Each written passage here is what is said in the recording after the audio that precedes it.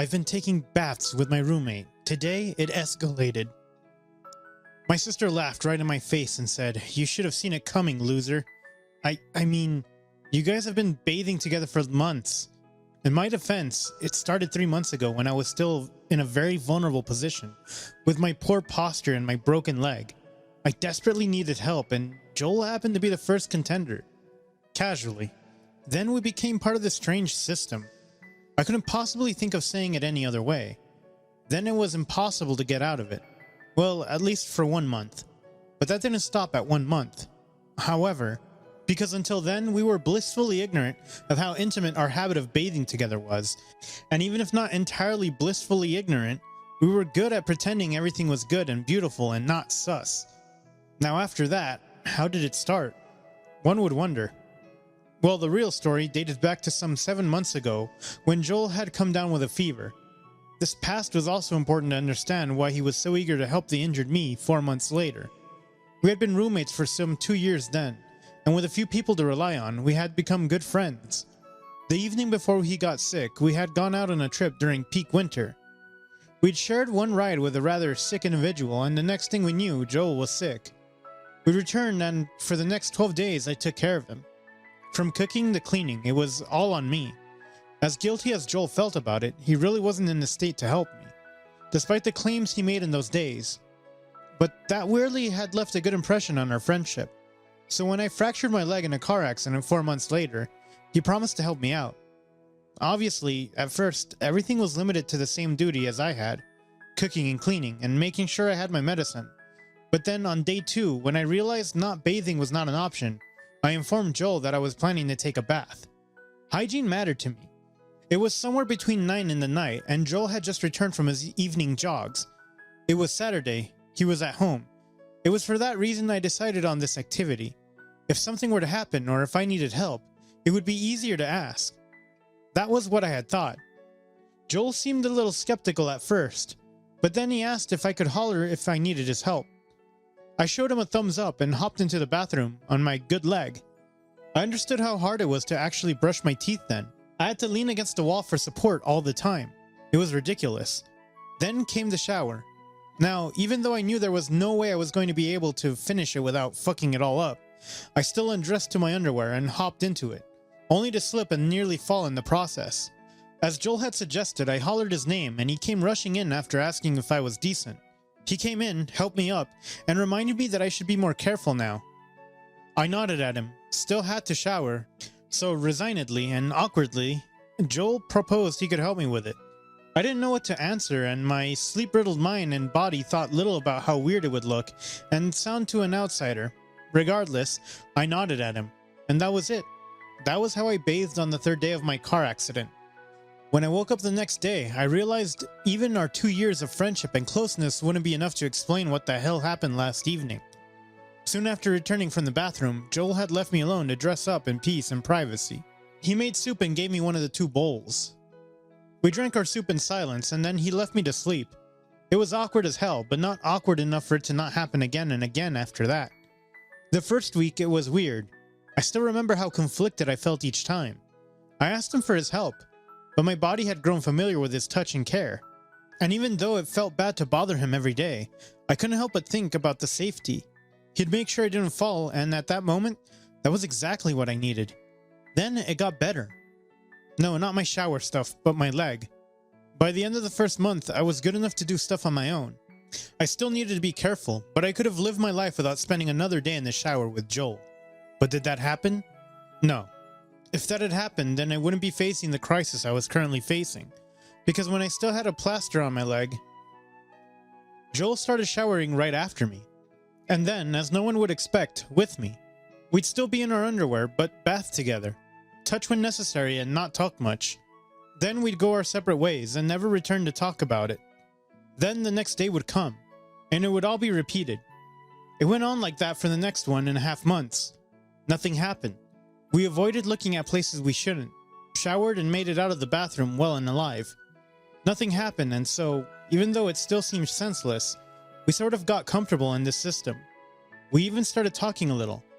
But then the 3rd month came and something happened that reminded us, even if we talked while showering, it was still weird as heck. On this particular day, while showering, we were talking about our respective work issues when I slipped and fell. Unfortunately, Joel started laughing hysterically. I couldn't fathom why he was laughing. "You enjoy bathing with me so much you're gonna break something again?" he chortled. I laughed with him but still glared at him. But it was not serious. I was only glad that he didn't fall on my still recovering side. Stupidly and weirdly, I couldn't help but drag him down with me. I didn't know what I was aiming for, but when he fell down on top of me, I stopped laughing. He kinda did too. I had planned to shame him, but it appeared I had created another problem. He was between my legs, and thank God we were not naked, but even then, I could feel his breathing right on my cheek. If that wasn't enough, Joel looked curious yet cautious. About what? I couldn't tell. When it looked like he'd kiss me, I pulled my face away, and that was the end of it. For some months, Joel didn't pull away from me. It was almost as if I looked at him again, something would have happened. He cleared his throat and then pulled away. He said he would leave first, and I nodded at him. When he left, I sighed and leaned against the glass door. Oh God, what were we doing all this time? I got up, cleaned myself again, and ran into my bedroom. I didn't want to face him. So I called my sister Sue, and she reminded me that we've been showering together for so long. She wasn't exactly surprised. I mean, she began and stared right at me as I made my bed. "It's not like anything happened, right? Right, Brian?" By now, her laughing had subsided. I could still see the redness in her face, though. One wrong word, and she'd start howling with laughter all over again. I didn't want Joel to get the wrong idea. "Nothing happened," I replied with a red face. "It's still weird." "I mean, how wouldn't it be?" I asked. "I'm not saying I'm having another gay crisis right now over him, but what if he isn't gay? Bri, I don't want to project, but I don't think any straight man would be willing to do what Joel has already done for you." Sue had a point, and I never particularly wondered about the details of our system. But still, nothing that happened between us in the past was an indicator of him being attracted to me. Sure, one would look at our showering history and say otherwise, but what else was there? When I told this to Sue, she started counting. I hadn't seen that coming. "You guys cook and clean for each other," she said. "We're working adults, we expect that out of each other." "Oh," she said and rolled the word in her mouth. "Then what about going to hell and back to make sure the other person is comfortable and stuff, when sick or broken?" She had a point. At this point, you'll deny everything that I say, so why not just see for yourself? Wait it out. I'm sure Joel has something to say. Joel had only girlfriends until now. If there was one thing he was going to say, it was most likely going to be an apology for what happened earlier. Joel helped because he was a decent and kind person. There was nothing else. Sue was projecting. But even when I said and thought those things, I couldn't help but wish and hope it was the opposite. Joel was a handsome man. Added to that was his charming personality and caring attitude. And he made for a perfect boyfriend recipe. I couldn't even achieve that, however. Joel was my roommate and not my boyfriend, regardless of what my sister always believed about us. And now after that almost kiss, I wondered how our future interactions were going to go. Soon after I'd ended the video call with my sister, Joel knocked on my bedroom door. I was still in the shirt, so I quickly put on my pajamas and called him in. "Hey," he said. "Hey," I replied. He rolled his tongue against his teeth and made a little sound. "I was wondering if you'd like to go out for a walk." It was Sunday, and you wanted to go out for a walk? I looked at the time. It was past 11. It would be nice to have a walk, help relieve the stress and everything else. He had his hands behind his back. He looked demure. It was a strange, new look on him. "We can come back soon if you'd like. I know with your leg, you cannot put a lot of pressure on it." "Yep. Okay, we can go." My leg was not as bad as it was 3 months ago, and the doctor suggested that I keep walking. Light movements would be good for my leg, she had told me. "I just need to change. Maybe?" "You look good already," he said and pointed at me. "People do walk outside their homes in pajamas. If you don't know that already, Brian." I rubbed my nape. I knew that. Half an hour later. It was during the walk that Joel actually talked about what had happened. He looked nervous, almost as nervous as I felt. But I reminded myself that if he felt at least a bit disgusted with our showering arrangement, he would have never offered it or continued it after I got better. But the truth was that he had done so, and I was left with nothing to do or think but to hear him out. Whatever it was, I was sure I was ready, but I was not. I was expecting him to talk about how it was a mistake and how he wasn't sure why he said yes in the first place at all. Or he didn't know why he continued with it. And while he did say some of that, he said something more. And that extra bit was shocking to me. I mean, I've only dated girls before, but I understand I'm not only attracted to them, he said. And even though he did say that, he didn't really look like he was convinced by what he had just confessed. I gave him the time to speak because I wasn't really sure what to reply. I already knew about his dating history. In the past 2 years, we had shared almost everything about our private lives with each other. But then I helped you shower for a month or so, and I didn't feel weirded out by it. Then I continued showering with you, and I don't know why. Okay, I said. What was I supposed to say to that? Thank you. I'm glad to hear that. What could have I said? I wasn't sure. And I realized he understood that too. Should we go back? I asked. There aren't many people around, and I didn't want to get mugged. Besides, it was kind of getting cool, and I wasn't sure I wanted to hear anything about that moment anymore. I was slightly disappointed, but that was perhaps because I was hoping for far too much. It was then that I realized I had been hoping for far too much for the last 2 years. I was wondering, he began when he turned to move, how rude it would be to ask you if we could move past that. Move past what? I asked and turned to him. The stuff that happened in the shower. I swallowed at the same time he did. He was nervous, but I was heartbroken. As surprising as that was for me, I was sure as hell sad over him saying that. Well, at least I wasn't confused why that was so. Okay, I said. Okay, he repeated, weirdly. He looked upset. I didn't have the heart to wonder if that was so. As far as I knew, I had something of a crush on him. So if anyone was hurt by his proposal, then it was me. That's it? Well, what do you want me to say? Nothing happened between us, so there's really nothing to forget. I was coming ruder than I wanted to, but the words were out, and Joel had already registered the tone. There was really nothing that I could have done to take it all back. So I kept my mouth shut, hoping he'd take the hint. Well, he said, a little more upset now. That's right, let's go. Tomorrow we both had our respective jobs to return to. Thinking that was annoying and stressful already, I didn't want to add this unnecessary and stressful drama between Joel and me. It wasn't like we had actually done anything. A few days later, awkwardness had managed to seep into every fiber of our lives. We would be busy with our jobs from the morning to the evening, and then we'd return home, speak a few words to each other. We'd stayed together for 2 years by then, and it wasn't a normal thing at all. It was suspicious, and it was happening very fast. On the first day, as always, Joel cooked for me. We divided our duties, so Monday, Tuesday, and Wednesdays were his responsibility. Thursday, Friday, and Saturday were mine. On Sundays, we shared that responsibility. According to that rule, Joel should have cooked something on Tuesday. He didn't, but I didn't say anything. I didn't think we were ready for that kind of banter so soon. But then he didn't do that on Wednesday either. I was angry and upset and hungry. Instead of saying anything to him, I changed and went into the kitchen to cook. I made sure to bang every utensil that I could find while cooking. Was I being passively rude? Yes, I was, and I loved every second of it. I was upset at Joel for not talking to me. I was upset at him for not fulfilling his responsibilities. And I was upset at us that something so little had threatened our friendship. It wasn't like we actually kissed. What the hell? As expected, Joel came rushing into the kitchen. He looked sick and his clothes were sweaty. I would have thought he was exercising, but it didn't look like that.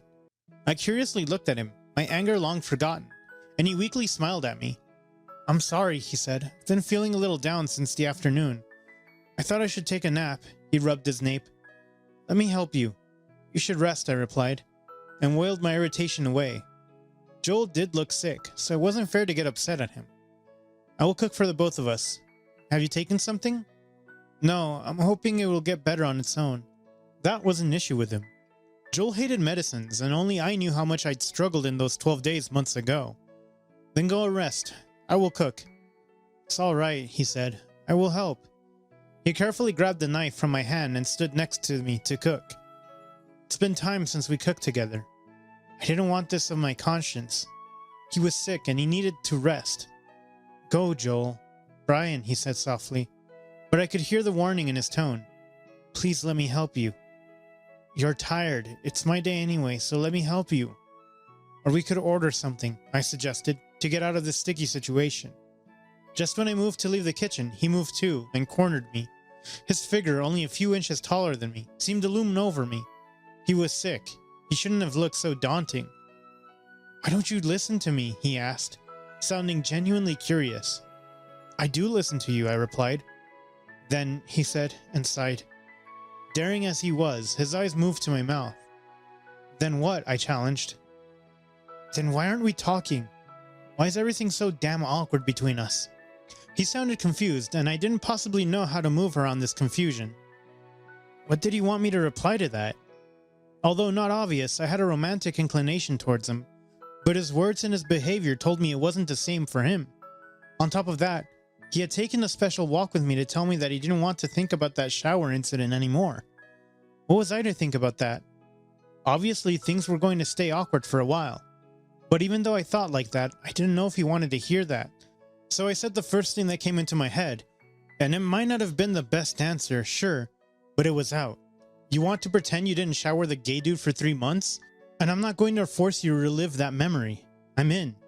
"You were injured," he said, as if that explained the next 1.5 months of us showering together and seeing each other wet in our underwear.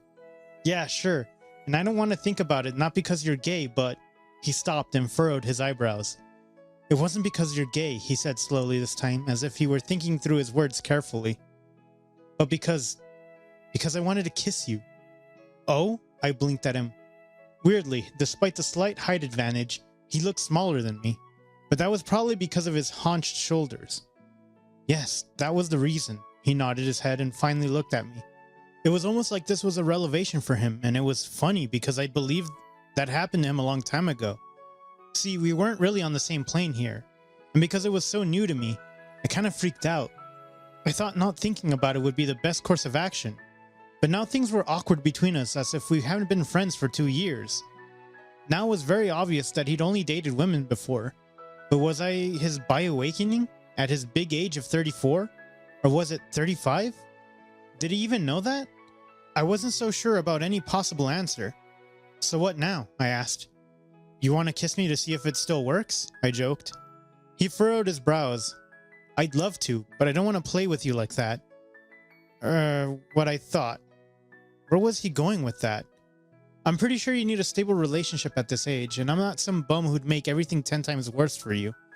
I didn't think of it that way, but I didn't want to challenge him either. I simply nodded my head at him. And he asked me if we should cook together or order something. I chose the latter one. I needed time to think about this all. But then the order arrived and we sat down to eat, and he leaned over to wipe the sauce off the corner of my mouth. And he accidentally slipped, and our lips touched for the briefest of seconds. It was almost like the universe wanted us to kiss. Because how the hell could one slip in that position? We stared at each other in silence. And when I felt he might want to kiss me again, given his heavy breathing and curious and confused expression, I tried to push him again.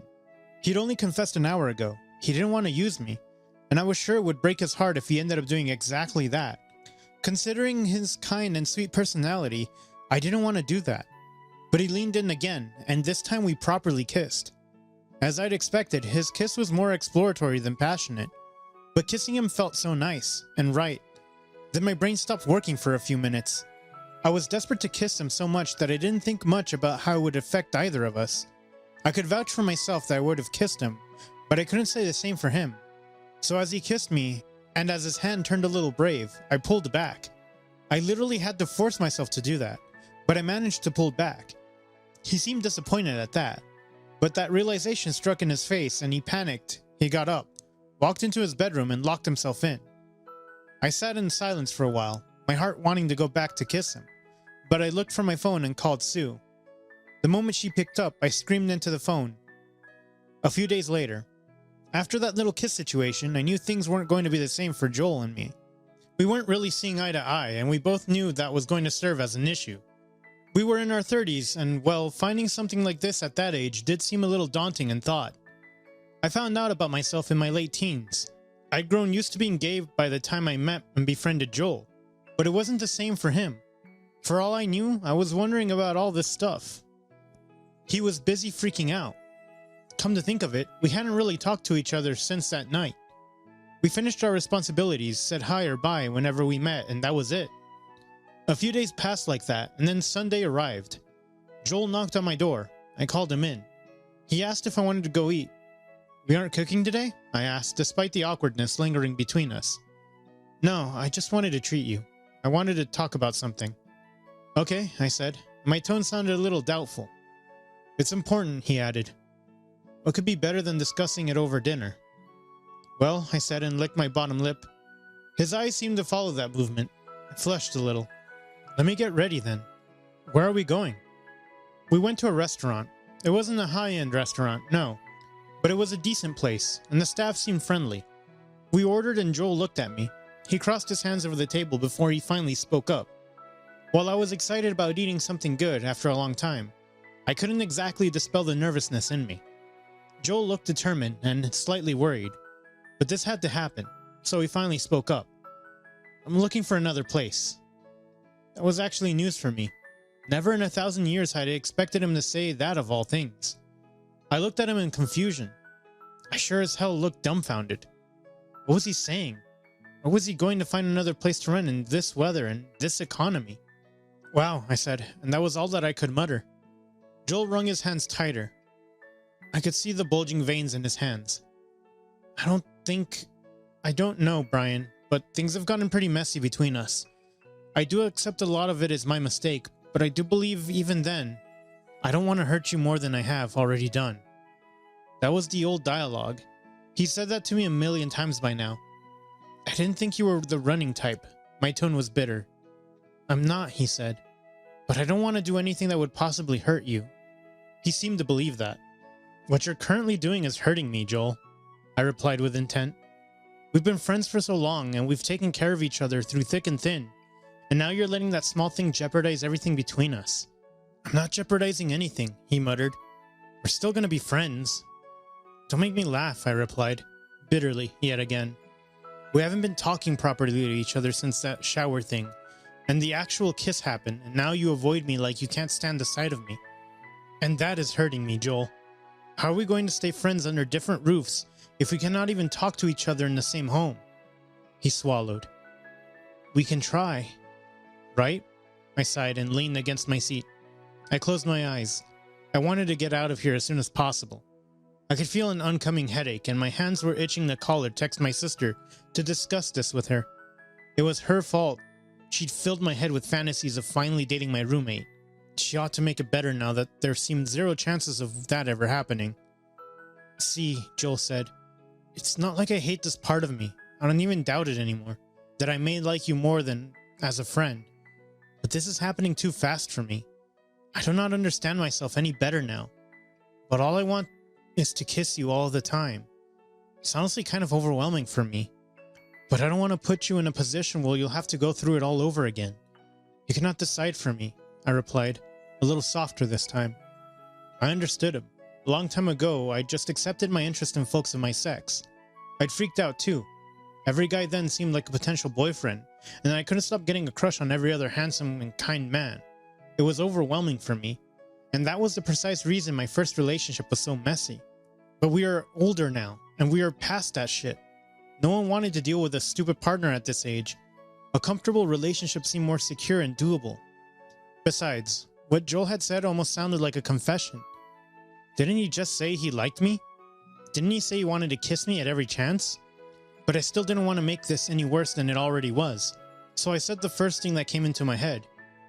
You know, a few weeks ago, Sue sent me a link, I said. Oh? Joel perked up, probably relieved that we were past that conversation. Sure, it's fan fiction about us. I giggled a little. No way, Joel laughed with me. In fact, she was the one who made me realize I might have a crush on you. The words were out long before my brain caught up to what I just confessed.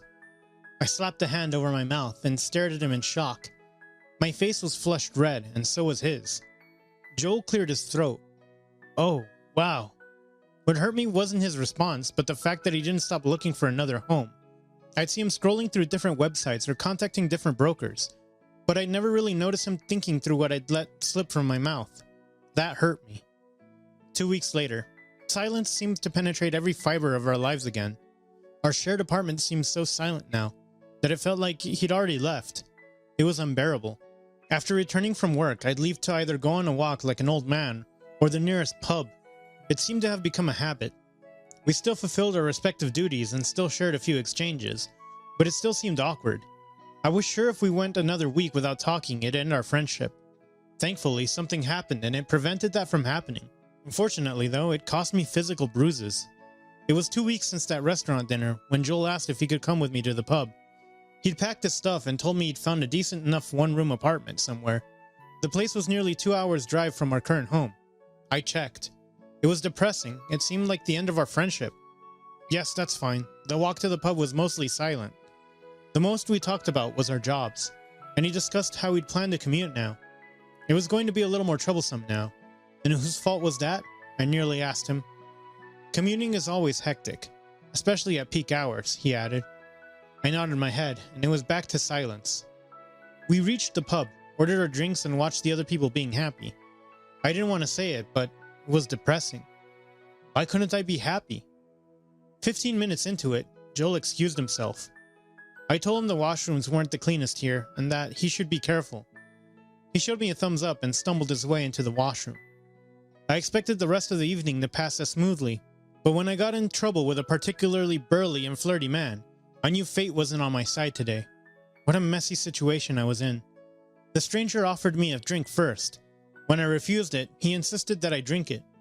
He was sure I'd like his favorite drink. He insisted even then. I told him I wasn't interested in that, I was here with a friend. But the man didn't want to accept that. He seemed like the kind of man women often complained about. I sympathized with all the women yet again. I shook my head at him and turned away from him. I was sure that it was a clear sign of disinterest, but he didn't seem to take that as such. He instead growled and violently pushed me away. I stumbled and hurt myself. The bartender smoothly sneaked away from there. He'd probably seen this movie 100 times by now and probably didn't want any part in it. What the hell is wrong with you, man? I hissed at the stranger. You didn't say no to Carlos, the man growled, and moved to punch me. And he did. My problem was that I had never raised my hand at any person. Such a situation had never come my way. Not even when I'd revealed that I was gay to the outside world. So each time I tried to hit him back, he blocked my hits and hit or punched me in return. Was this how I was going to be treated after saying no? What kind of world were women living in? I asked myself again. By the time help came in the form of a familiar figure, I was bruised and broken, embarrassed and humiliated. I was near tears, while Joel and the bodyguards dealt with the man. I stumbled my way out of there. He had hit me in my leg, the same one that was still tender. I was some distance away from the pub when Joel cut up to me. He seemed breathless and was donning a bruise near his mouth. I was sorry for him, but not as sorry as I felt for myself and the situation. Brian, he said breathlessly. Brian, how are you? What do you think? I hissed. Now I was upset with him. He was leaving me tomorrow and I didn't want him to act like he cared. If he actually cared, he wouldn't be in this pub in the first place. If he actually cared, I wouldn't be drinking myself for mourning the loss of a good friendship. If he actually cared for me and my feelings, he wouldn't be running away from me. I should have come sooner, he said, but the line was so long. I don't care, Joel. Let's just get home. They're going to bring him to the cops, Joel told me. He's going to get it, I said. I don't care, I repeated. Brian, you're hurt. Let's order a cab. No, I told him. It's going to cost us a fortune. I can walk. Brian, he said desperately.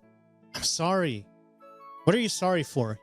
He let out a heavy sigh and held my hand before I could walk another step. Brian, things are difficult as it is, and I don't want to make anything worse. Uh-huh, I replied.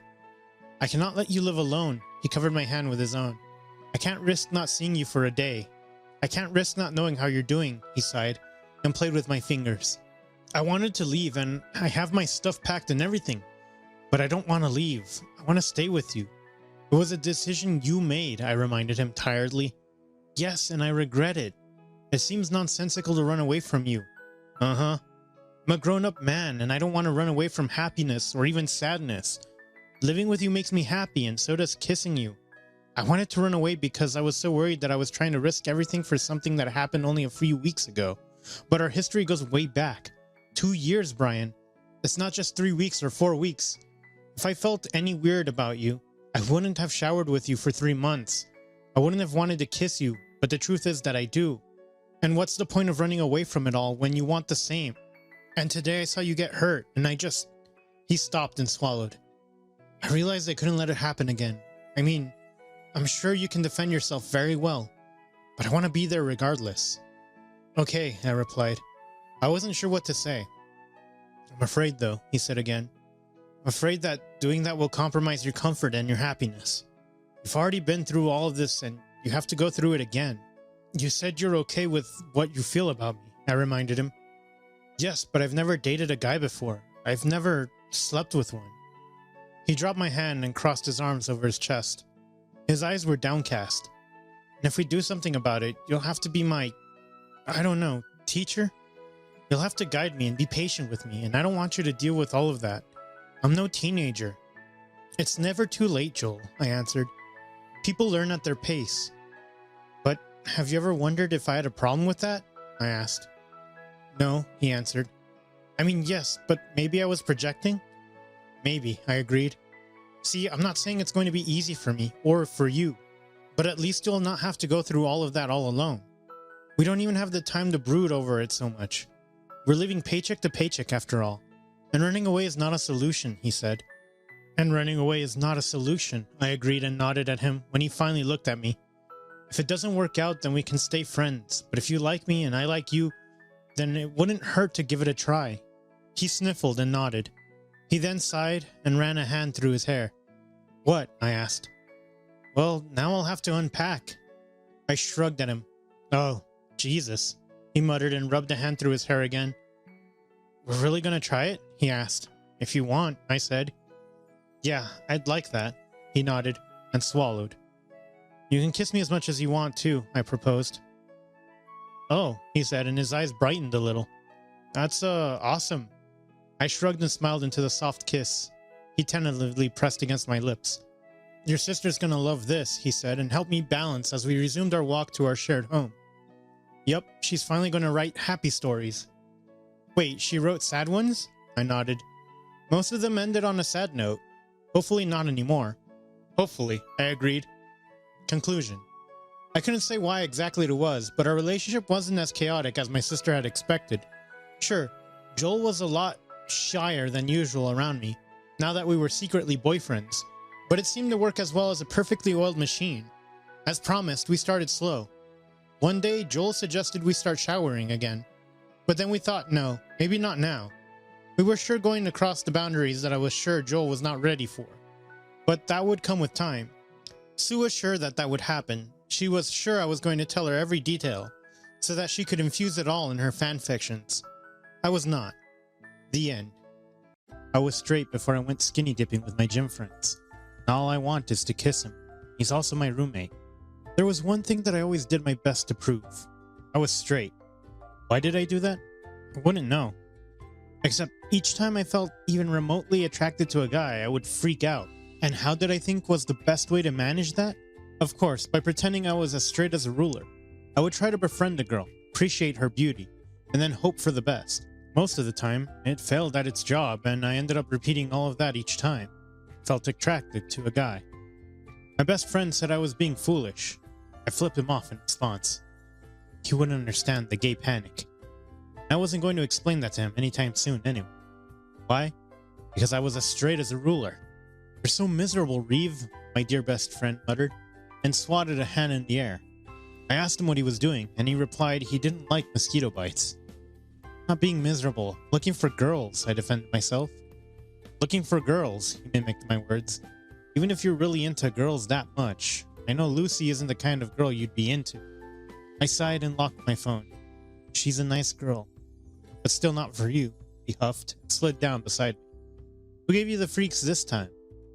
No one, I answered and lay down on the grass. I'm straight. Who's been lying to you, man? He giggled. Is it Kit? I know it's fucking Kit. No, shut up, I hissed, but a blush decorated my cheeks anyways. Kit was, well, my roommate, but before being my roommate, he was my gym partner. In fact, the gym was where we had first interacted, and it was the reason why we first started living together in the first place. It all started several months ago when I joined the local gym. Kit was one of those gym goers and extremely friendly. He started a conversation between us and something clicked. I knew he had left an impact on me when I started looking for a girl the very next day after meeting him. I didn't find any, but Kit swore that he found me the friendliest in the gym. He wouldn't leave my side. After a while, meeting him became a routine, and it was unstoppable after that. I would panic and he would give me one of his smart-ass grins, and then we would repeat it all over again. Some 5 months ago, Kit asked if I knew a place he could rent out with someone. I was ready to tell him that I didn't know any such place, but Reeve was right beside me and informed him that I needed someone to split the bills with. What could I have done after that? Kit agreed right away, and then shifted into my apartment the same weekend after that. The fight against Kit was difficult, almost bordering insanity. I was still in search of a woman, but Reeve wouldn't stop shutting up with his glamorous provocations. And that was why we were here. That's not why we are here, Reeve corrected me, and you know that. Oh fuck, alright, so that wasn't the entire reason we were here. Obviously, it had to do with Kit. There was more to it. Kit had come down with a fever last week. As his friend and roommate, I decided to help him with it. I cooked him meals and soups. I gave him his medicine and even put his clothes in the washing machine. Once. And a little more than that as well. Yesterday, he got a lot better. Passion and happiness for helping him through his illness. He gathered me in his arms and kissed the back of my hand. Thank you, Brian, he said. He grinned again and I freaked out. That was part of the reason why we're here. Reeve balked at me. You did what? I rubbed the same place where Kit had placed a kiss yesterday. He kissed my hand. Reeve sputtered. That is so... Don't say it, I warned him. That is so gay, Brian, he screamed. And then he howled in laughter when I hit him. I knew this would happen the moment I saw Kit. When I walked into our shared apartment, I could smell the delicious smell wafting out of the kitchen. Even without thinking twice, I knew Kit was cooking something. I wasn't sure when you'd return, so I cooked something for you, Kit said, as a greeting. It's pancakes, nothing too fancy. I like pancakes, I replied, and stepped out of my shoes before walking into the washroom. I'll be back in 5. Sure, he called after me. I slammed the door shut. Why was he cooking for me? I sent out a message to Reeve. He sent me a grinning emoji and then left. I growled. What was I supposed to do now? Then suddenly, Kit knocked on the door. Brian, not to be a bother, but you've been in there for 15 minutes. Food will go cold. Just washing my hands, I replied and opened the tap. All right, I will serve us. I groaned into the silence. I knew what I was supposed to do. Would go out and face Kit, eat his food, and would go to sleep early. I sighed, opened the door, and smiled at him. You really didn't need to cook. When did you return from your practice? An hour or so ago, he replied. Do you like it? He asked. I'm literally stuffing it in my face, Kit. I don't know what to tell you. And I was. Kit proved himself to be an awesome pancake maker. I couldn't wait to see what else he could cook. Kit only gave me a little laugh and gave me another. Have some more. Thank you, I said, with a mouthful. It was after 10 when I heard the knock on my door. I looked at the closed door for a second, put on my shirt, and asked Kit to come in. He did so, but all in his half-naked glory. I tried not to stare, but that was difficult when everything was right there for me to ogle. I reminded myself I was straight. The only reason I was staring was because I wanted the same kind of body structure. Nothing else. Thank you very much. Hey, sorry to disturb you, he said and closed the door after him. No, that's all right. What's up? I dragged my eyes away from the closed door to his face, and I did my best not to stare down. You remember that book I was asking for? If you could give it to me now, that'd be great. He then reminded me of the book I had promised him I would give him. Oh, right. That must have slipped my mind. Let me see. That's all right, he said and followed me after I searched for the book on my shelf. I wouldn't have bothered you right now, but I don't really feel sleepy. I can instead be a little useful then. Understandable, honestly. I was still looking for that book when I felt his presence right behind me. My breath hitched, but I willed myself to focus on the task at hand, finding the fucking book so that he could get the hell out of my bedroom. But it wasn't like I was nervous with such closeness. Instead, I felt excited. That scared the hell out of me. Here, he softly said and grabbed the book from the top shelf. Must have forgotten it. He smiled and nodded. That's all right. I'll leave you then. Good night. Night. When he closed the door, I fell on my bed, face first. What the hell is wrong with me? Hey, Brian, Kit called after me the next morning. Yeah? I asked. My friends are throwing a huge beachside party next weekend. Would you like to come with me? It will be fun with you. He had a hopeful smile, and I apparently had a hopeless heart. I nodded without thinking. I haven't been to a party in a long time, much less a beachside one. Do you mind if I bring Reeve with me? No, you can bring him. Alright, see you. Reeve looked surprised when I told him about the party, but then he said he shouldn't be so surprised because it was the Kit we're talking about. That man looked like the living embodiment of sexiness and cool. I rolled my eyes and told him that we were cool dudes too. He asked me to look into the mirror first before saying anything, so we did. You look nice, I told him. You look like starved Victorian kids, my lord. He touched his clothes. Maybe we should improve our dressing style? That should help. You look healthy, I said and patted my cheeks. Hey, color returned to them. You literally had to wake up your skin, man. That's how bad it is. Shut up, I told him. Will you come or not? I'm sorry, he began. I'll have to turn down the offer. My cousins are coming over and my mom wants me to come home and stay with them. It's just niceties. I started laughing. That sounded like torture considering how annoying Reeves' cousins were. Maybe you deserve that. He grinned. Maybe I do, but hey, you'll get enough alone time with Kit. Instead of answering him, I decided to flip him off. 2 days later, Kit and I went grocery shopping. It was sort of a tradition that we'd set up to make sure there was an equal share of responsibilities on our shoulders. Plus, grocery shopping sounded like something that roommates did. It was I who recommended that to him, and now I regretted that decision. Why, one might wonder. I had reasons to feel that. And Kit was a central character, as he always was. He was standing in the corner, reading the ingredients of the list of some stuff that he wanted us to try. His friends had recommended that to him, and he was wondering if it would actually be healthy. Plus, we were gym freaks, as he liked to put it, and risking our health over some stuff like that, oh, he had to be absolutely sure. Huh, he muttered. What happened? I asked as I waited for him on the sidelines. Several people passed by us, and one even muttered some gibberish. They were annoyed, but I couldn't tell why. It wasn't like we were blocking them from anything. This is good, he said, and placed 2 packets in the cart. Really? What do they taste like? My friend said, it tastes like goodness, but we wouldn't know until we try it. He looked for other items. Trust his recommendations, to be honest. But sometimes they turn out to be pure trash. There's really no way to tell which time it would turn out to be a massive mess. Okay, I said. We need veggies too, right? I nodded. There's nothing in the fridge. Okay, now that's a problem, isn't it? He ushered us into another direction. Let's buy some vegetables first.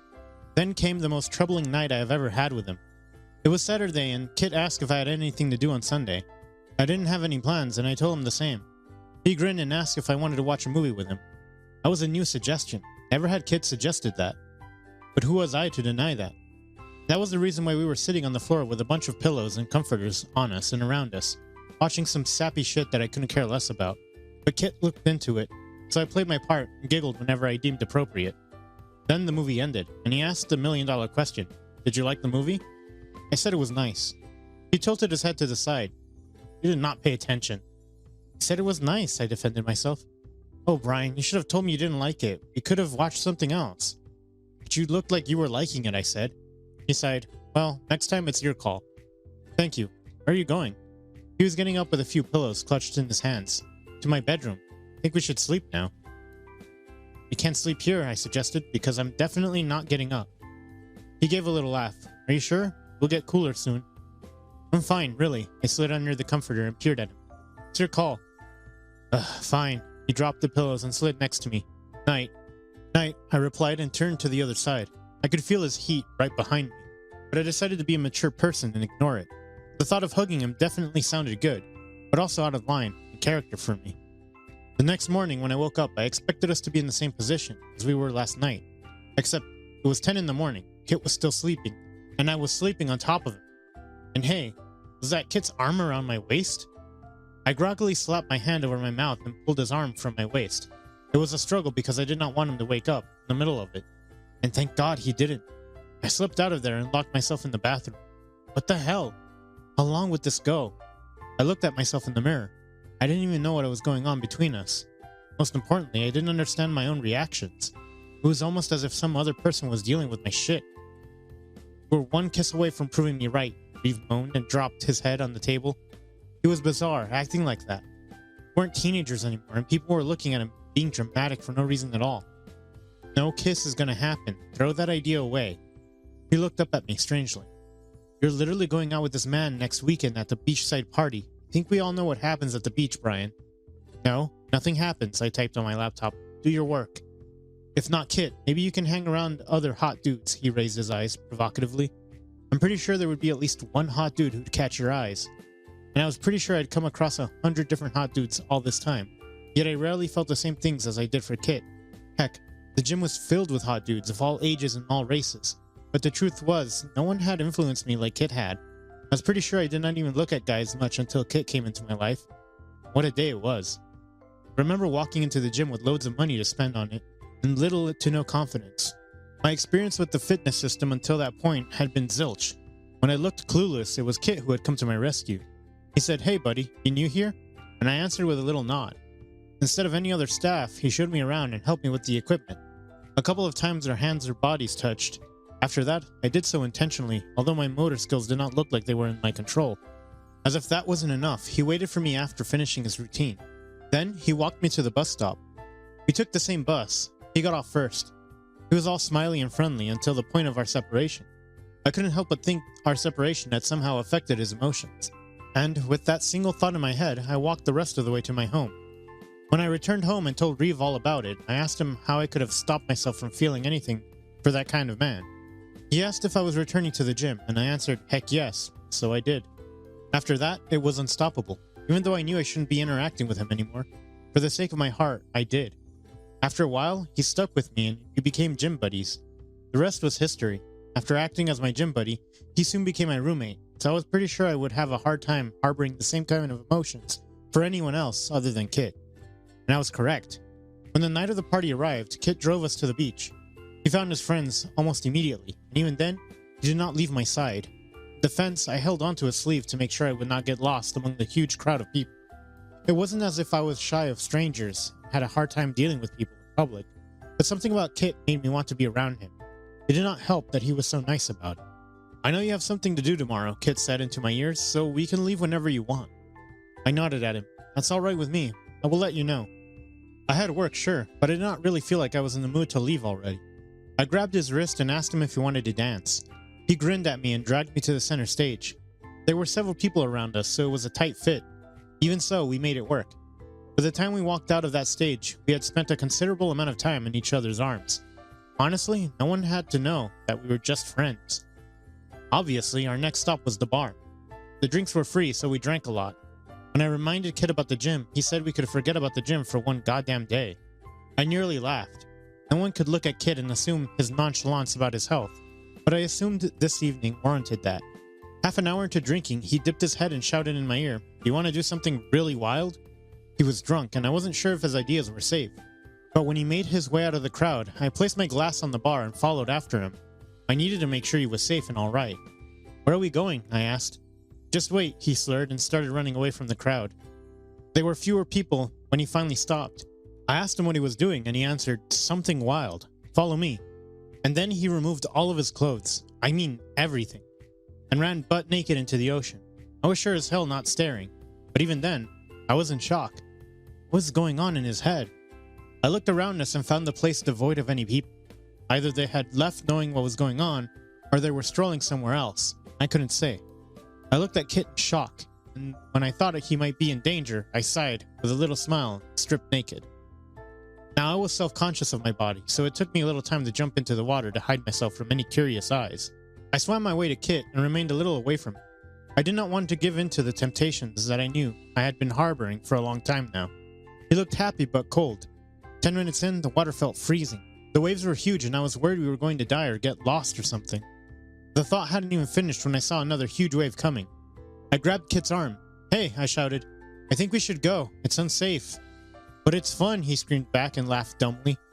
"Unsafe as hell," I repeated. I couldn't see anyone at the beach, and although the chance of being naked and so close to Kit was tempting, I did not want us to die here. But then the wave came and I lost my hold on Kit's arm. When it relaxed, I gasped and looked around myself, screaming his name. "Fuck, Kit!" I screamed. "Kit, where are you?" I wiped my face with my hand and looked around for a while. Just when I thought I had lost him, I saw him struggling to keep up with the waves at a distance. I swallowed and took a deep breath before diving into the water and swimming towards him. When I reached him, I grabbed him around his waist and tried to swim us to the shore. It was difficult, for Kit not only was taller but also bigger than me. At some point, and I wasn't sure which, he stopped completely and looked at me. At this point, there was no awareness of our naked bodies pressed against each other. I just wanted to get this over with. But Kit seemed to have other ideas. He grabbed me around my neck with one hand and played with my wet hair with the other one. "You're beautiful, Brian," he whispered, almost as if in awe. "You're really handsome. Maybe we should marry." Despite our situation and position, I couldn't help but blush a little. "You're really handsome too, Kit, but I think we should go now." "Okay," he agreed, but still did not move. I tried to keep my hold on him. It was way too slippery. "Let's go?" I asked. "I really want to kiss you, you know."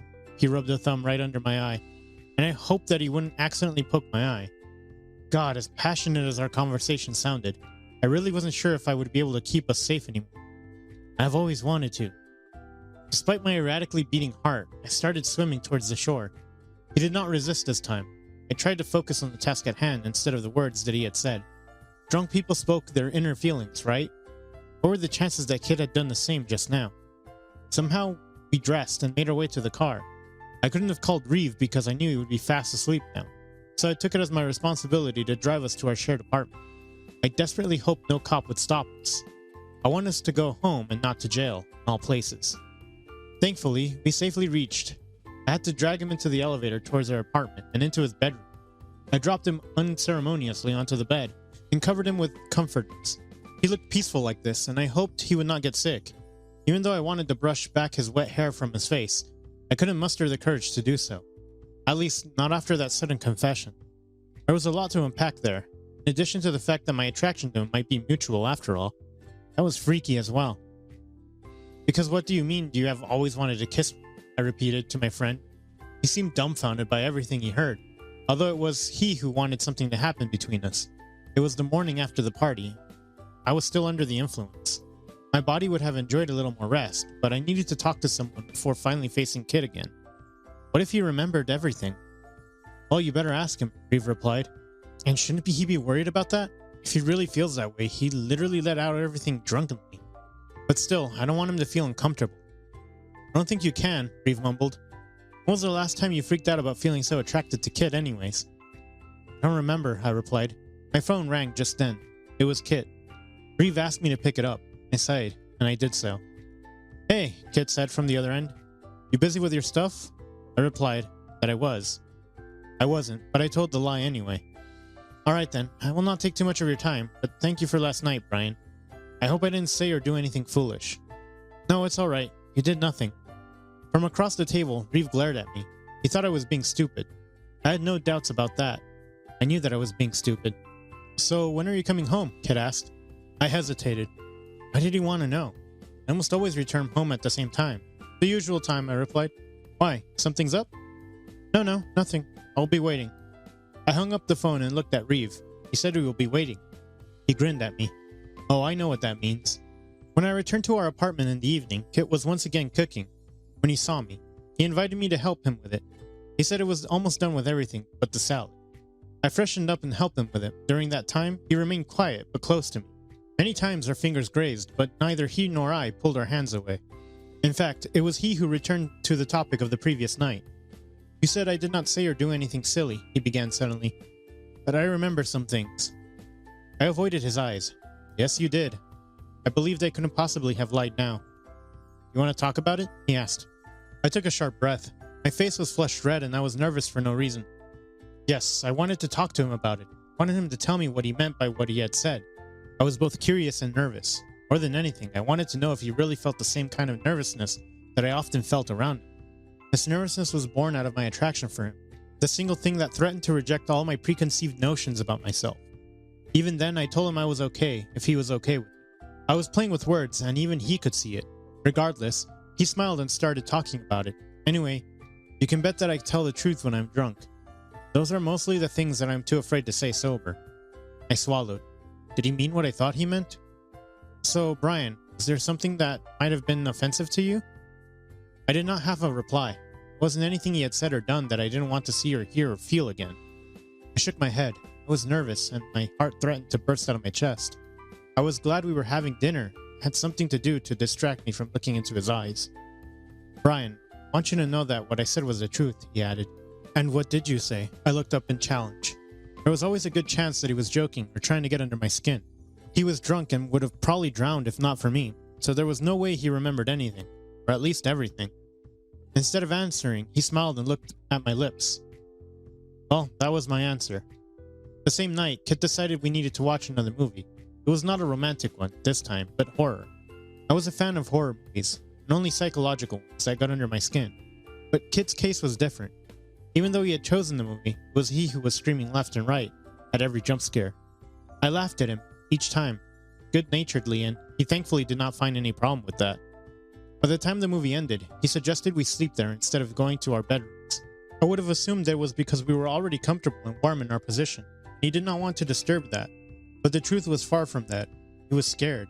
I laughed at him, and he rolled his eyes at me. Why did you even put it up then? I asked. I thought we would both be too scared to actually finish it, he replied. I giggled.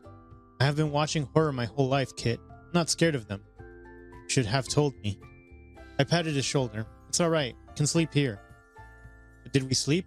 Obviously not. Lying so close to each other, it was hard to focus on anything else but Kit. At some point, Kit began singing some song and I joined him. It was pin drop silence otherwise, and we were the ones disturbing it. At some point, we started giggling. Even though there wasn't much light, I could still look into his eyes. And now, for whatever reason, the tension escalated. We stopped singing and just lay there, looking into each other's eyes without saying a word. I really did not know what happened, but perhaps it was the awareness that our affection was mutual. The fact that I did not protest or reject when he confessed that he meant everything he had said last night probably provoked this insane tension between us. And while I was still thinking about this sleepy as I was, I did not notice Kit leaning in until I felt his lips on mine. Although we were sleepy, it did not stop us from sleepily kissing each other. Not a word was spoken. I couldn't tell how long we kissed. I just remember that never did stop. The next morning when I woke up in his arms, I did not care to pull back. He was warm and comfortable, and I really wanted to feel that before leaving for work. Kit, for his part, did not remove himself from me either. Even though we did not talk about the kiss and this cuddle, we were content with it. I knew we would need to talk soon, but I was glad we did not need to speak for now. Nothing really changed after that, to be very honest. We still did the things that we did before we kissed, and in the same way as before. He cooked food for me and I did when I had the time.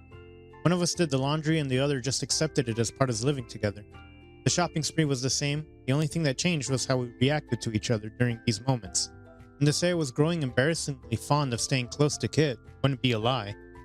Like now, we were again out on our shopping spree when he held my hand. To my surprise, I did not hate the touch in public.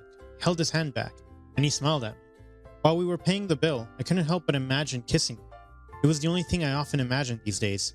Kiss Kit, and keep kissing Kit. That seemed like the only goal of my life. Thankfully, Kit did not seem against it. You know, he began on our way to our home. I've been interested in you since the moment I saw you. Oh, I said. I thought it was during the time we were together.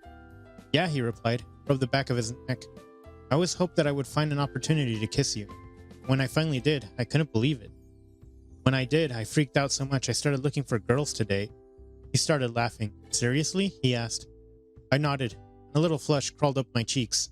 That was the first time I felt so much for a guy, and it messed up with everything I knew about myself. And I freaked out. I didn't know how to handle it. He grabbed my hand. Well, we can sit down and think about it now. Yeah, I agreed.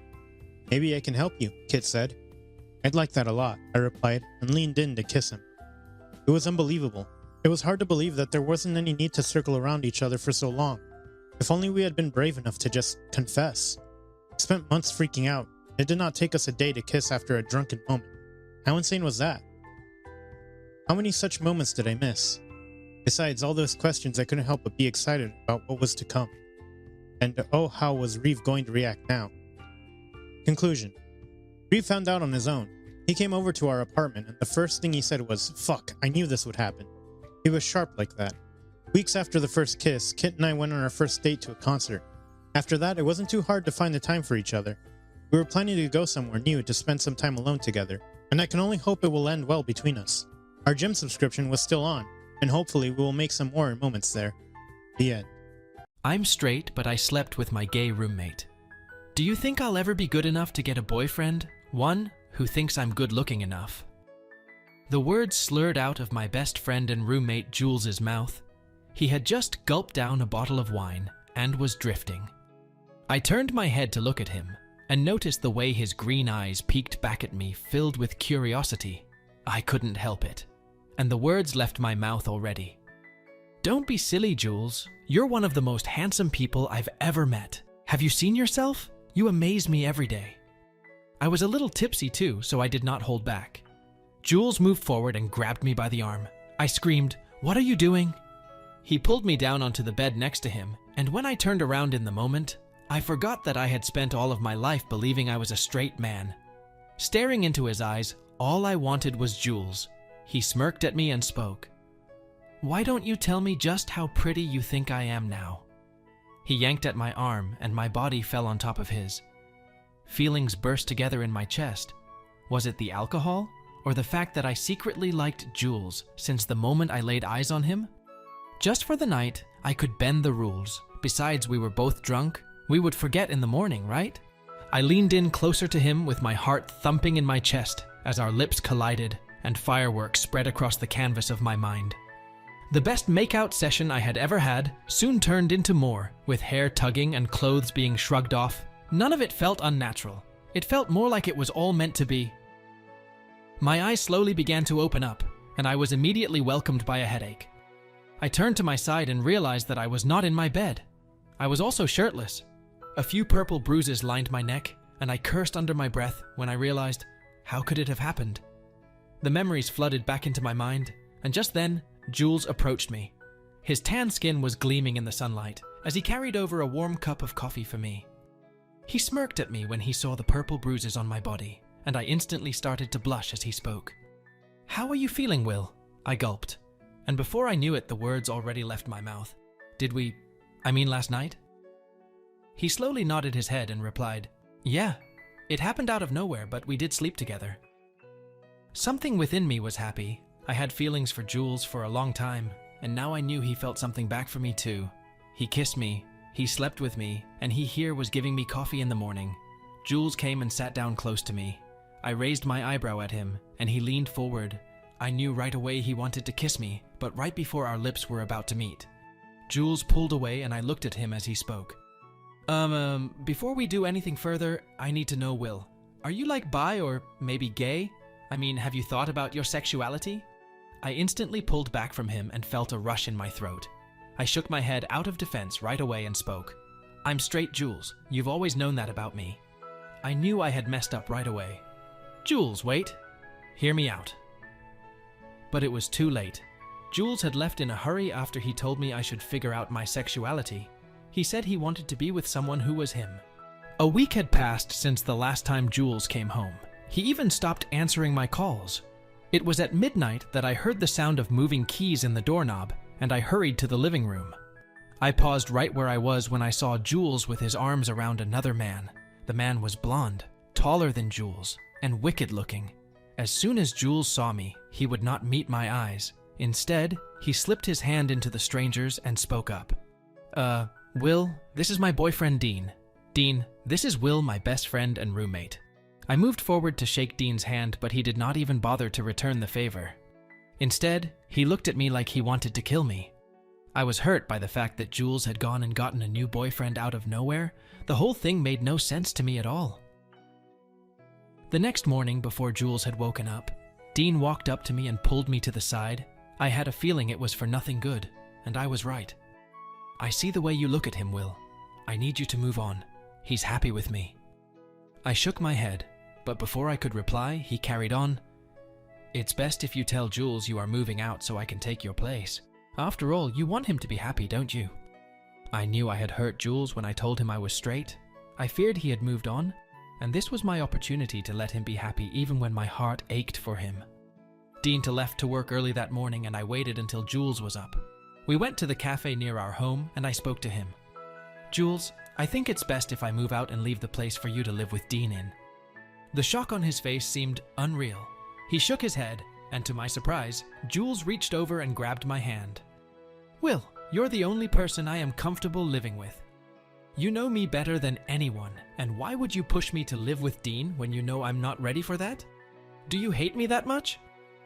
I shook my head right away and spoke up. "It's not that. I just want to make you happy, that is all." Jules wrapped his arms around me and pulled me into a hug as he told me that I make him happy without the need to try hard or do anything extra. As soon as Jules and I returned home, we were met with Dean. He was dressed up in nice new clothes, and before any of us could even understand what was happening, Dean got down on one knee and pulled out a ring. He professed his love for Jules, and in the moment, Jules hugged Dean and said yes. My heart shrank at the thought that I had lost Jules forever, and he was going to marry another man. I still swallowed my hurt and congratulated them both. Just before Jules and Dean were getting ready to go out for dinner, Dean pulled me aside again and told me that he had heard my conversation with Jules, and he would do anything to make sure Jules did not end up choosing me instead of him. A few weeks later, an engagement party was held for Jules and Dean. My friends, Paul and Francis, helped me organize the whole thing, and the venue was beautiful. The place was filled with people. Even my own park was invited. My parents did not fully support Jules and Dean, but they knew I had grown up with Jules, so they came for my sake. During the party, one of my old friends, Ashley, walked over to me and tapped me on the shoulder. When I asked her what was wrong, she whispered to me, "Will, I realized you to be my date tonight, but when I asked Jules, he told me you're not into me." I felt anger rushing up in my body. Why did Jules tell Ashley this? I told Ashley to wait for me as I went to find Jules. The event was going well. Everyone was dancing to slow music when Paul and Francis pulled me aside out of nowhere. I turned to both of them and noticed the way they looked really scared, so I asked, "Guys, what's wrong? Why aren't you out there dancing?" The two boys looked at each other a few times before Paul finally blurted out what was going on. Basically, he gave me his phone to take pictures of the event. I accidentally opened a message from what I thought was a friend only to find out Dean has been cheating on Jules this entire time with his coworker. I could not believe the words that had fallen from my friend's mouth. I looked at them with shock written all over my face. Francis also spoke up. "We wanted to bring the news to you since you and Jules are really close. You can tell him and also manage his reaction." I shook my head. I knew that if I told Jules about Dean cheating on him now, the whole event would be ruined and he would have a mental breakdown. Instead, I told both Paul and Francis that it was better if we did not make a move now, and we waited until the event was over to tell Jules everything. Just then, I heard a loud scream, and when I turned around, I could not believe my eyes. In the center of the party, Jules had just pushed Dean away from him. Dean stumbled on his feet and almost fell to the ground. Jules had tears streaming down his face as he yelled, "You liar! You cheated on me! You have been cheating on me this entire time!" I looked towards Paul and Francis. Francis shrugged and told me that it was possible that Jules might have heard us, while Paul told me I had to go and calm Jules down. I rushed in the middle of their fight, and just when I placed my hand on Jules's shoulder, and just then Dean looked at me, he blurted out right away, "What about you two? You have slept with Will, and I know you told him you still have feelings for him." He continued while the crowds gasped, "I only cheated on you because you had feelings for Will." He had outed me in front of everyone, my parents too. My mother had tears running down her face. She grabbed my father's hand and yelled, "Never speak to us again." I looked at Dean and finally, anger came out of me. "Dean, you are a selfish prick. I tried to stay away and hide my feelings for Jules so you both could be happy, but you cheated on my best friend and there is no excuse for that." Dean moved forward. He was about to hit me, but just then Jules stepped up and covered for me. He shoved Dean backward and yelled, "Will is my friend and he always did the right thing. You and I are over Dean." I was shocked. No one had ever stood up for me the way that Jules just had, and when I looked at him, I felt my emotions and feelings growing towards him. Dean cursed out loud and spoke, "You both deserve each other." "Jules, I tried to make you happy, something Will does not do since he is not even sure of his own sexuality." Jules shook his head and shot back, "At least Will has been there for me no matter what. He can take his time to discover who he is, that is his choice." Dean cursed some more and the guests gasped before Paul and Francis helped him leave the party. They had to drag him out, but it was the best for everyone, since he had already caused so much drama between everyone. I walked towards Jules and offered him my arms, and Jules ran into them right away. I hugged him tight and told him that I was going to be there for him no matter what. He pulled my body closer to me and whispered, "I know you will be there for me. You always have been." I promised Jules that everything was going to be okay, but before we could have more of a moment together, a scream filled the air again. This time, it was Ashley. She quickly took a picture of Jules and I with my arms wrapped around his body. I looked at her and spoke up. "What the hell, Ashley?" She shrugged her shoulders and held back her tears as she spoke. "I wanted you to be my date tonight, and you were lying to everyone the whole time about your sexuality. I've had enough. I'm going to expose you, Will." I had no idea what was going on. I had never done anything bad to Ashley, but I realized that she was just jealous that I had something real with Jules, and she could no longer be with me. I tried to reason with her, but it was too late. She had already posted everywhere, and I knew I was going to lose my job over the scandal because the place I worked at was very traditional and would not accept me being with Jules. I wanted to fight with Ashley, but at the same time, I knew that Jules needed me. I decided that I would deal with her later and told Jules it was better if we headed home and dealt with everything in the morning. Most of the guests had left as well, and the whole party had been a complete mess. When we finally headed home, I was out of breath and tired. I knew that I had been exposed in front of everyone. Even my parents had blocked me, and this was not good news at all. I sat on my bed, staring down at my phone. I could see all the messages from my boss telling me there was no need to come back to work for me, and that I was fired. Just then, I felt a weight beside me on the bed. I looked to my right and noticed that Jules was sitting down next to me. I turned to him, and he instantly took my hand into his. I felt warmth in his touch. He lifted his hand up and placed his thumb under my chin and spoke. "Well, I'm really sorry about what happened. Dean should never have exposed you like that in front of everyone. I'm so sorry it happened." I shook my head right away and turned to my side so I could fully face Jules. This time, I was the one who looked at him with a sense of love in my eyes as I replied to him, "Jules, it wasn't even your fault. Dean is just a horrible and mean person, and I'm glad you guys broke up." Jules squeezed my hand into his and spoke up. I was thinking, now that Dean showed his true self and we are over, could it be possible for me to have a chance with you? I mean, Will, I've known you since we were kids, and I have always loved you. I have known that from the start. I knew I had made the mistake of hurting Jules the last time he was open and honest with me, and I was not going to make the same mistake again. This time, I was not going to lose him or hurt him at all. I moved closer to Jules so that there were barely just inches between the two of us as I spoke. "Jules, I have been waiting for you to say something for so long. I wanted to apologize for what I said to you before. I guess I was just too scared. But now that the secret is out, I feel free enough to tell you how much I love you and how I just want to be with you." Jules smiled. It was the first time I had fully seen him smiling like that at me, and I knew he was truly happy, something I had not seen in him for a long time. Jules moved forward, and so did I until our lips finally met, and we started kissing softly, and the feeling was something out of this world, like it was just the two of us, and all of our problems had faded away. Of course, it did not last for too long, because right away, Jules and I pulled away from each other when we heard a loud knocking sound on the door. We looked at each other, and before we could move away from each other, Jules placed a hand over mine and told me he would open the door to see who it was. I heard Jules gasp, and then suddenly, I heard a familiar voice screaming into the room. "Dean, Jules, please, I need to have you back. I'm sorry about all of the cheating. I'm sorry about everything. I can't live without you. Please, I need you." I stood up immediately, and when I saw Dean, I was shocked. He looked like a mess. His hair was all over the place, and his skin looked pale. As soon as he saw me, he moved forward and pushed Jules out of the way. I walked over to him, and I knew that he was causing anxiety for Jules, so I decided to do the right thing as I spoke. "Dean, you need to let him go. He doesn't love you." He looked towards me with anger flaring in his voice as he yelled, You are the root of all my problems. I'm not going to let you be Will. I'm going to watch your downfall." That was when it all happened. I barely even saw it coming. Dean moved forward and launched his knuckles straight toward my face.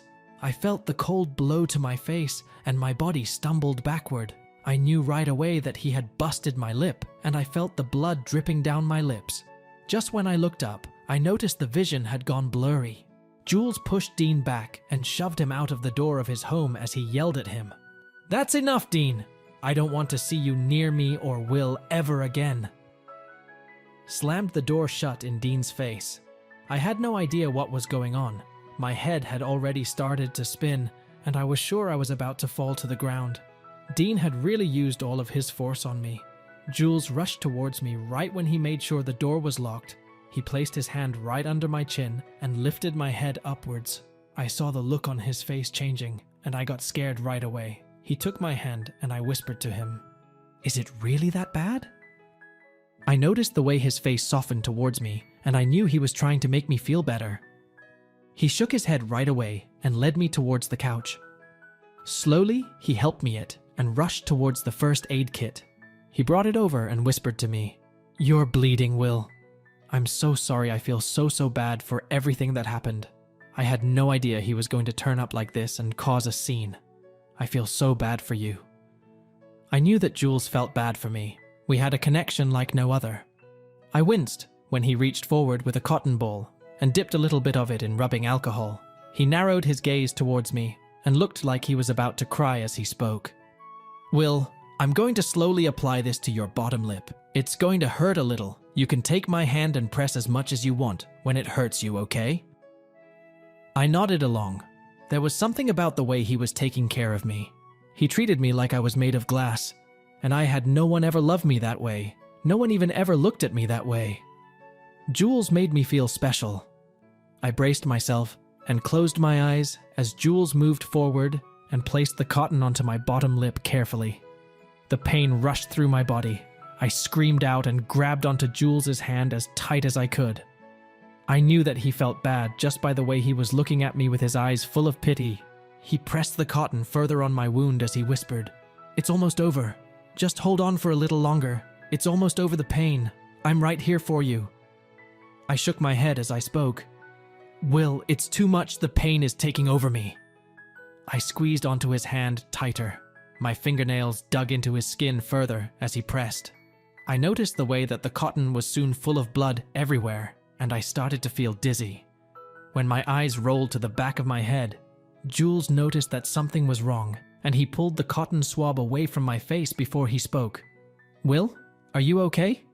I shook my head. He knew right away that I needed him, and he placed his arm gently under my back as he helped me lie down.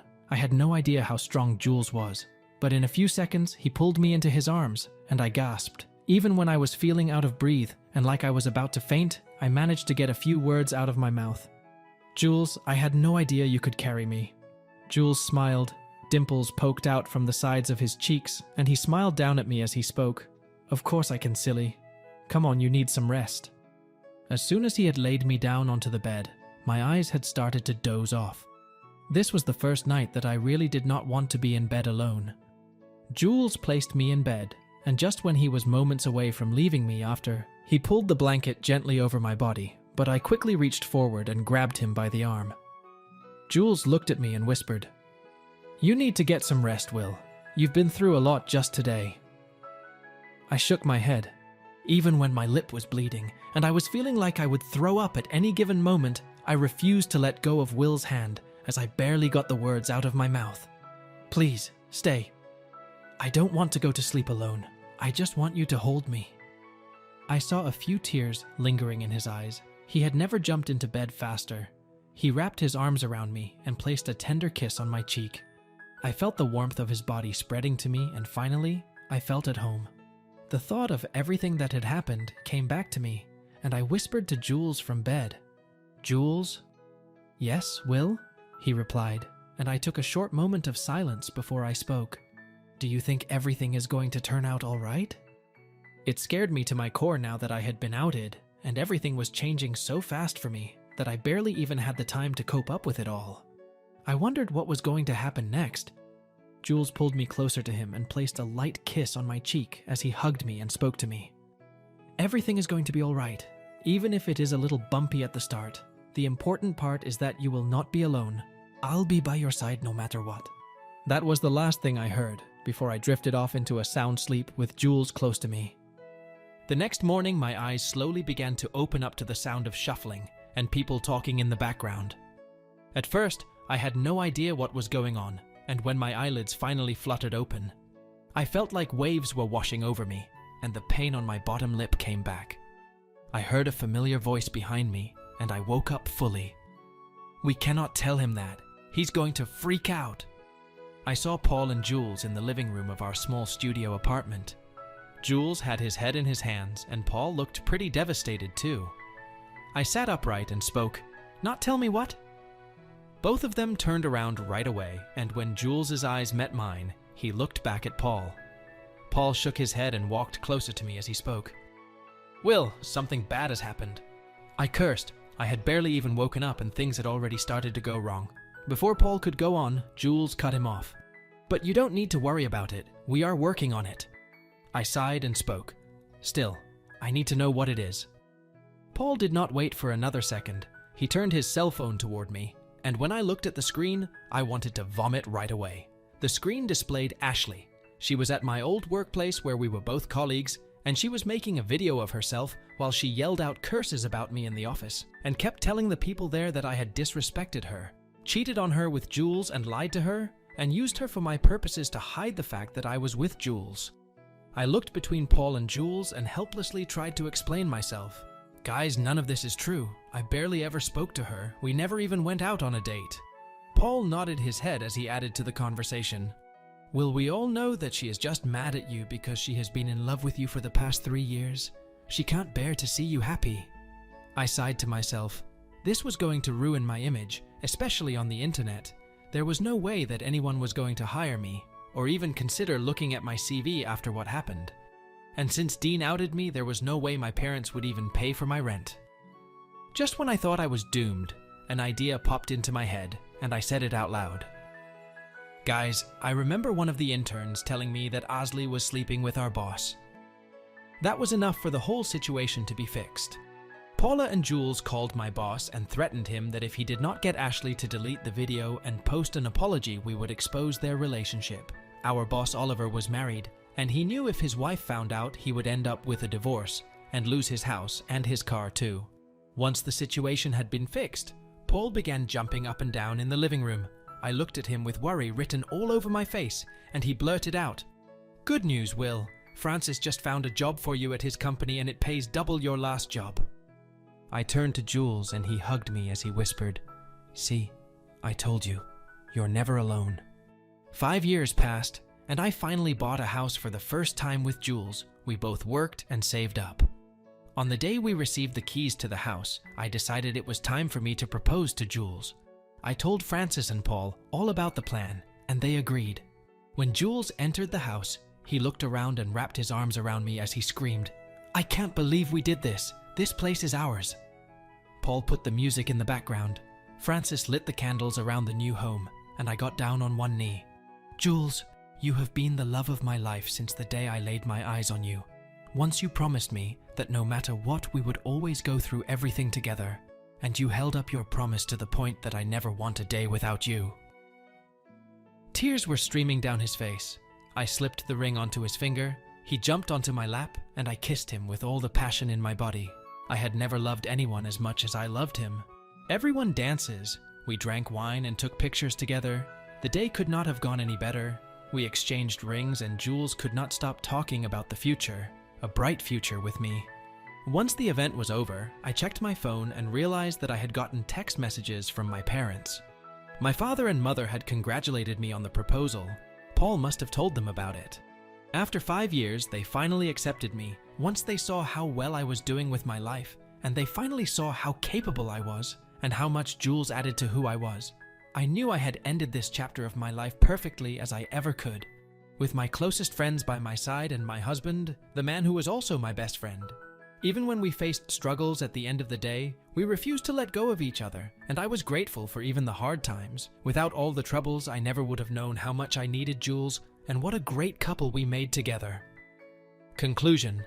After the proposal, 2 months pass, and Will and Jules have an extravagant wedding. Will's parents show up, and they finally approve of him being with Jules since they see how good the two of them are together. The two of them adopt a dog and start living together full-time. As for Ashley, she got fired when her boss was worried, in case his wife speculated on anything she moved to another state. Dean got married to the guy he was cheating on Jules with. Even though he still tried to reach out to Jules eventually, he let go of the relationship and moved forward. Paul became a full-time DJ. Francis became head of the company he had gotten the job for Will.